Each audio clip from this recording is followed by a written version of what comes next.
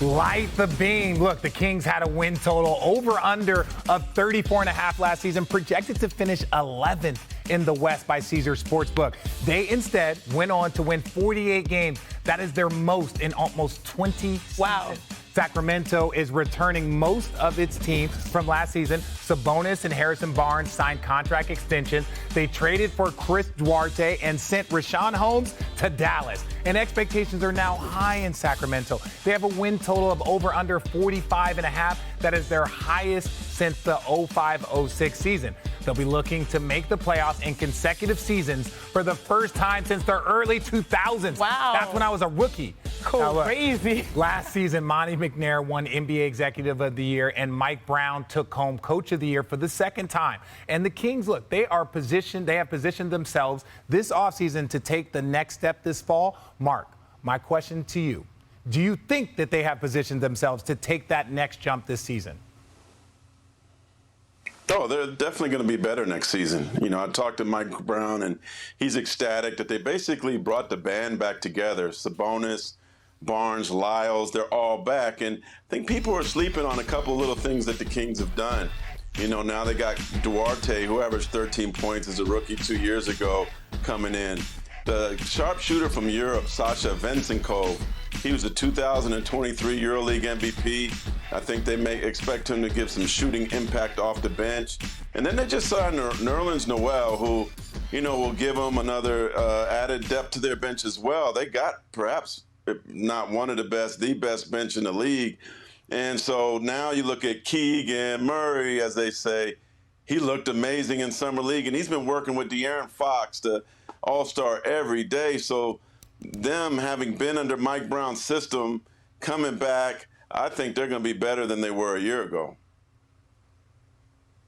Look, that 45.5 wins number, I like that because it's a little bit of a reality check. They won 48 games last year, and you say 45.5, that's a drop-off. But it doesn't always go like this, particularly in the Western Conference. And you know what? Whether it's 45, 49, 52, wherever it is, that's fine. The Kings are young. Even their star players are young, and they finally have a stable upward trajectory, no matter if they lose in the first round again or whatever it is.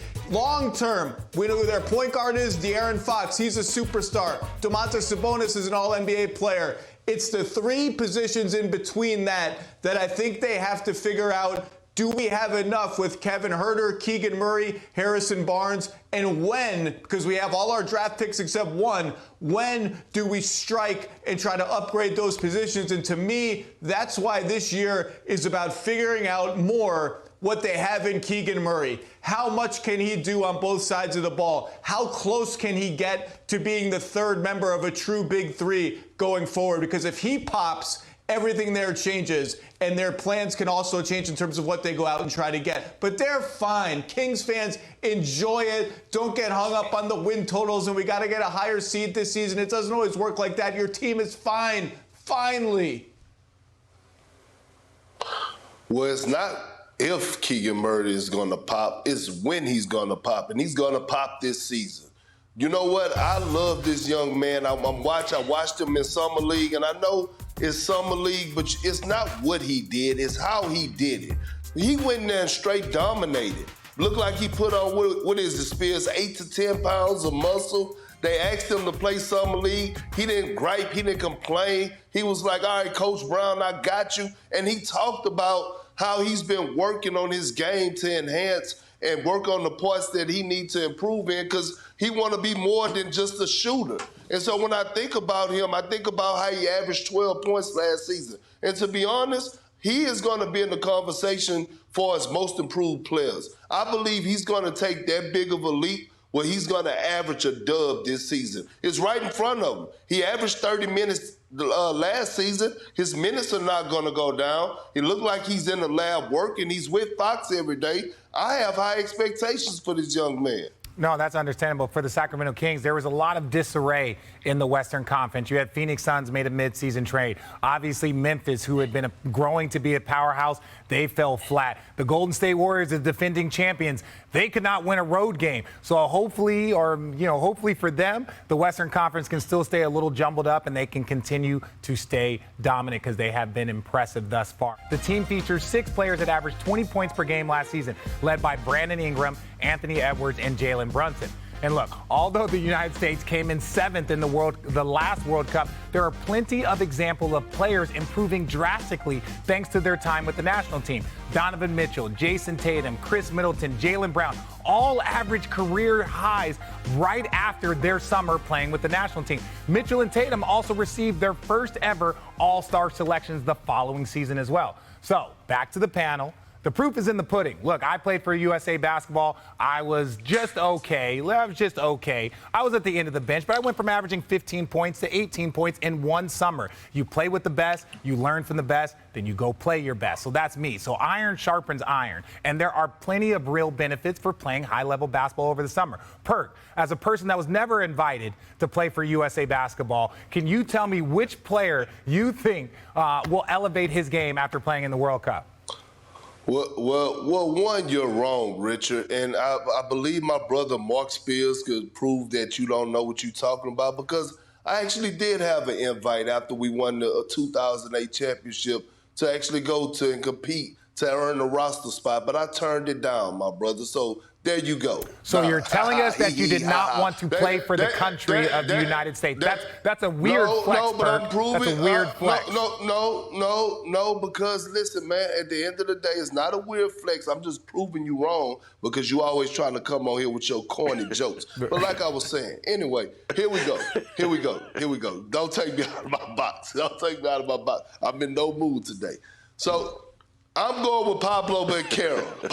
You know why? What's his name? You know What's why? his name?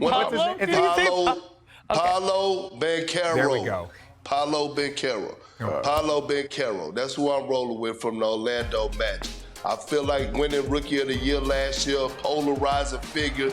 He improved his jump shot, shown that he's capable in his first year of being a franchise type of player.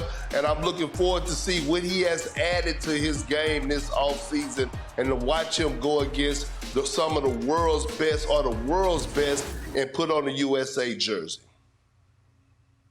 I'm going right with Perk. Perk, we're in agreement. It's Friday. Everyone be nicer to each other, by the way. No tension. Paulo Banchero, look, he walked in the door in Orlando.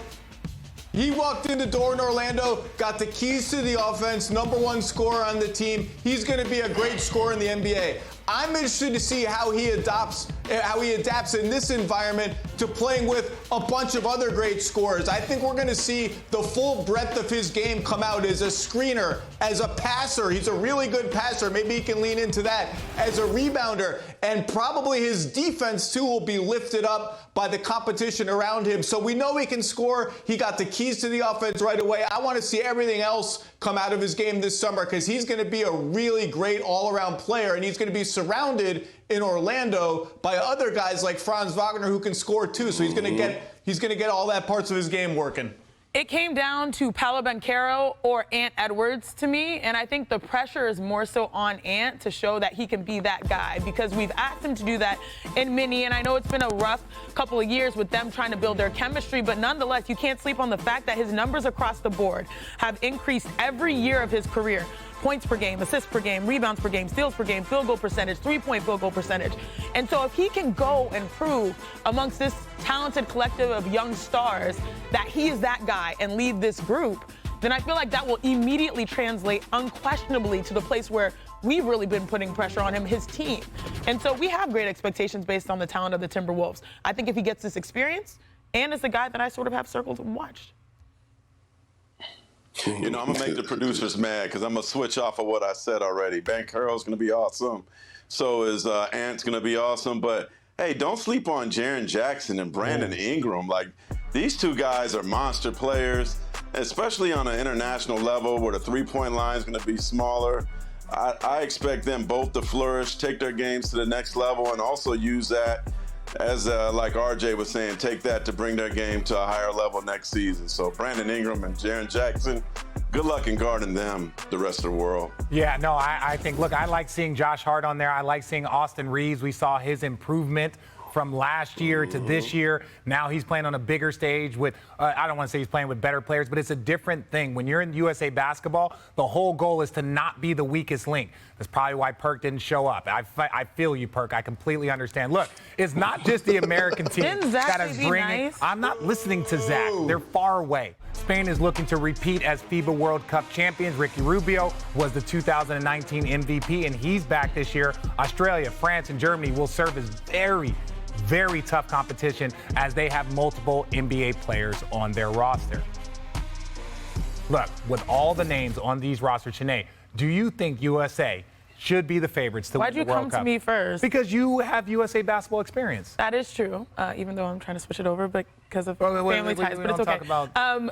Look, I don't think they should be favorites because I think the pressure is very difficult and the game has changed. A lot of times with USA, the hardest challenge for them, and we know this playing, as someone who's played through the USA system, is that you get together last minute to play, and you have to build chemistry, understand the offense, and go out there and perform against people who have been playing together for a long portion of their lives. They already know the plays. They already know the offenses. So I think it's hard to say USA is the favorite. I expect them to win, but I also know the challenges that is being presented by going up against teams that scheme, that understand their systems. So that's the hardest thing. I don't know, RJ, if that's what you experience as well. Heck yeah, that's what we experience. That's why I have a bronze medal in my closet somewhere hanging up, because we had 12 guys on a team that qualified for the USA. You'll take it. We qualified for the Olympics, and then 9 players off of that 12-man roster decided not to come. So then we had 9 new players, and we had 2 weeks to get ready for the Olympics, and it was not fun, and it didn't go well. Shout out Argentina and their gold medal. Thanks for watching ESPN on YouTube. For live streaming, sports, and premium content, subscribe to ESPN+.